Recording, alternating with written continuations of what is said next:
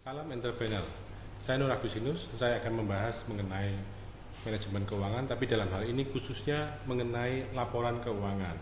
Ketika kita bicara soal laporan keuangan, mau tidak mau kita akan bicara soal akuntansi juga. Sebuah proses akuntansi diawali dengan pencatatan transaksi. Jadi semua transaksi harus Anda catat.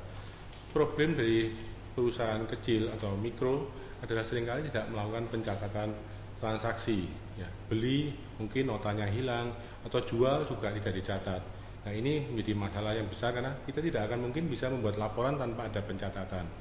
Jadi pertama adalah Anda harus melakukan pencatatan semua transaksi. Jadi bisa berupa buku keluar masuk uang, ya, buku kas. Nah, setelah dari buku kas ini kita masukkan dalam sebuah buku jurnal. Setelah dari jurnal ini masuk dalam buku besar. Apa bedanya? Dalam buku besar ini setiap pembelian, setiap pengeluaran, setiap pemasukan itu akan dikelompok-kelompokkan. Ada kode akuntansinya.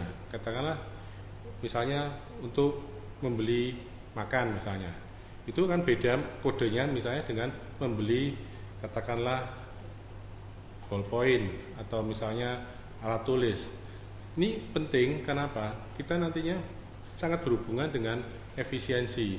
Jika kita tahu laporannya, oh ternyata biaya yang dikeluarkan untuk transportasi itu terlalu besar, itu kita bisa melakukan penghematan. Atau kita bisa melakukan kontrol, saya ingin mengatur biaya pemasaran saya atau biaya marketingnya itu katakanlah 10% dari katakanlah pendapatan. Ya. Nah, kalau kita tidak tahu pos-posnya, maka kan sulit sekali untuk menentukan. Nah, setelah membuat buku besar ini, kita bisa membuat laporan. Laporan itu misalnya katakanlah bisa berupa neraca, ya. Neraca itu ada aktiva, ada pasiva, di mana ada kewajiban juga, misalnya ada utang, juga ada modal yang Anda punya, ya, dan juga ada misalnya tentang harta yang Anda miliki. Aktiva itu juga ada yang lancar, ya, artinya yang berupa kas, ada juga yang berupa bangunan, ya, yang tidak liquid, yang tidak mudah dicairkan dalam bentuk uang. Jadi ini harus dicatat semua. Ini nantinya akan berguna sekali ketika Anda membuat laporan rugi laba, ya. Jadi setelah neraca juga ada laporan rugi laba. Ada juga nanti laporan arus kas.